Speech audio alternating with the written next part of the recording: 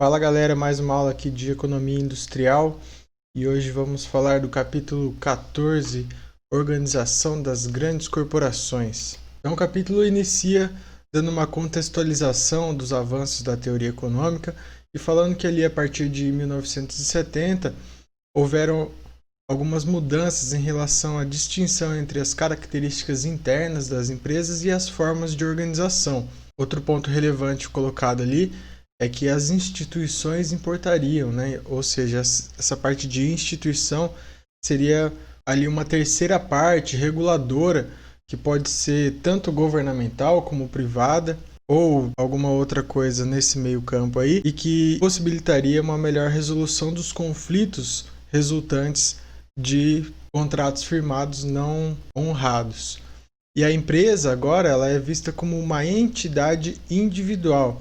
E isso vai ser importante porque nessa nova definição de empresas a gente vai ter um pouco mais de distinção do que estava ali descrito antes quando a gente começou a falar de teoria de custos de transação.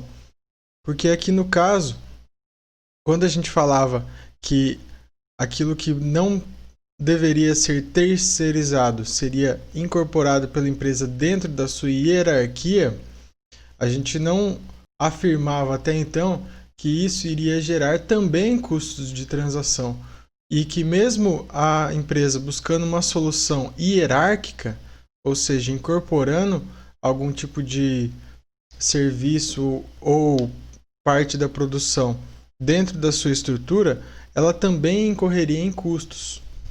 Então, esse novo conceito de empresa define que as empresas são uma rede de contratos entre os proprietários dos recursos produtivos utilizados nos processos produtivos.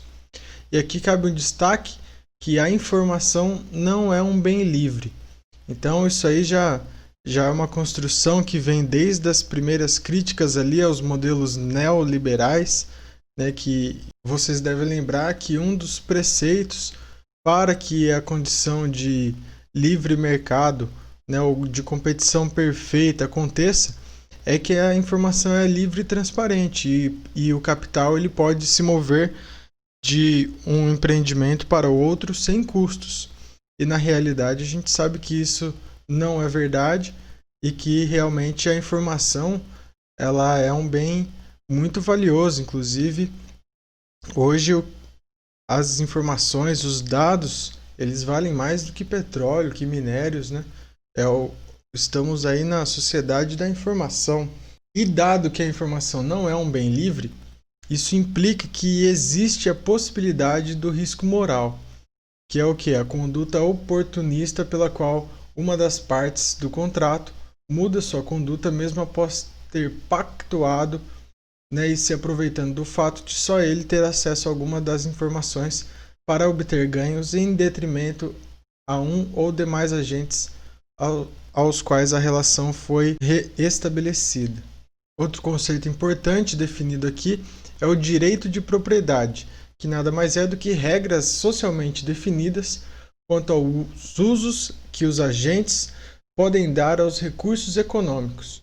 Mas que agente que é esse, né? O 007? Aqui não, a gente vai ver que agora a gente vai chamar as pessoas de agente quando a gente contrata alguma outra parte.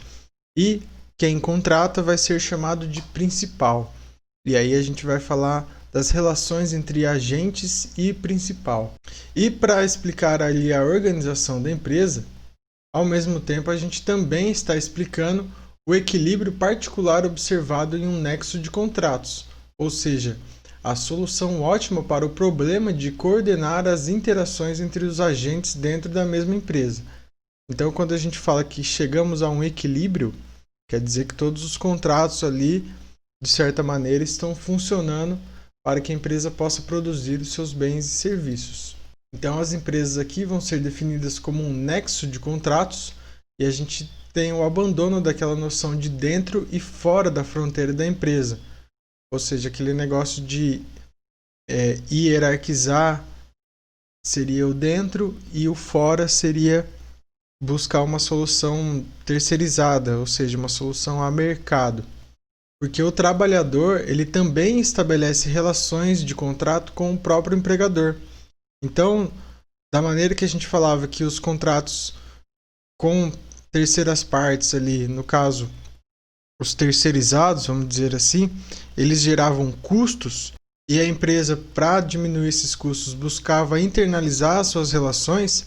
Agora, esse jogo mudou, porque quando ela busca internalizar os seus problemas, né, as suas partes ali da cadeia de produção, para resolver um tipo de conflito que se deu por conta de um contrato não honrado, acontece que quando ela internaliza, ela também faz contratos com seus empregados.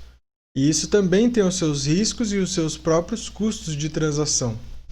Então aqui a gente define o que a gente chama de relação de agência, que ocorre sempre que existir um contrato, seja ele formal ou informal, pelo qual o indivíduo ou o grupo de indivíduos, que é o principal, aquele que contrata, e ele contrata um ou mais indivíduos, que seriam o agente, para desempenhar alguma atividade, delegando aos contratados poder de decisão na maneira de executar a atividade. Só que aí, em vez de termos agora os custos de transação, vamos chamar esses custos entre os contratos internos da empresa com os seus colaboradores, né, com o do principal com o agente, a gente vai chamar de custo de agência. E quais são esses custos? São aqueles sofridos pelo comportamento oportunista que os agentes têm em relação ao principal. E isso pode ser em relação a custo residual, algum custo que sobra ali depois que o contrato foi concluído, despesas de monitoramento, ou seja, aquele custo que eu tenho para realmente verificar se o contrato está sendo cumprido, e bounding costs, que nada mais é do que tarifas que a gente tem ali com relação a um tipo de seguro que as empresas têm que fazer caso o contrato não seja honrado, despesas com disputas judiciais e qualquer outro tipo de custo envolvido ali para a gente tentar resolver um conflito em relação a um contrato não honrado. E dessa maneira, reinterpretando a abordagem do nexo de contratos, a gente pode chegar ali à conclusão de que a existência de custos de agência não constitui uma evidência de que a empresa de capital aberto tenha configuração ou desempenho subótimo. Então, dado isso, a gente entende ali no item 3 desse capítulo que os custos de transação eles não são eliminados quando a gente internaliza algum tipo de operação. Ou seja, a gente está ali tentando economizar os custos de transação, mas a gente acaba não eliminando o oportunismo, a gente acaba mudando o oportunista, né? A possibilidade do oportunista passa para outra pessoa. Então surgem novos custos inexistentes no mercado, ou seja, aqueles custos em relação aos trabalhadores ou aos colaboradores, que nesse caso aí é o agente. E alguns exemplos de distorções burocráticas podem estar ali em diferentes estratos gerenciais que podem utilizar recursos para atingir metas próprias. E daí ele fala de um exemplo de um colaborador, por exemplo, contrata um gerente e ele tem como metas o máximo de vendas possíveis. E ele, vislumbrando ter um bom currículo e atingir muitas metas, ele pode, em detrimento à empresa, abaixar os custos o preço de venda dos produtos, mesmo diminuindo o lucro, a fim de bater as suas metas e ter um currículo melhor, visando trabalhar com outra empresa depois e deixando a empresa que ele estava antes em maus lençóis. Nesse tipo de caso, a meta própria acaba superando os interesses das duas partes e isso faz com que o resultado final sejam mais custos de agência. E por seguinte, o comportamento persistente, aquele comportamento derivado da inércia, ou seja, daqueles custos que não são facilmente resolvidos. E os custos relacionados à burocracia são evidências de que a hierarquização não elimina dificuldades contratuais. Então a gente tem a necessidade da criação de incentivos e mecanismos de controle. Nesse caso, dar um prêmio para aquele cara que cumpriu realmente o contrato, e também colocar metas ali para controlar os colaboradores, nesse caso aqui os agentes. E aqui no item 4 a gente parte da abordagem evolucionista para explicar um pouco da organização empresarial e os processos de aprendizado.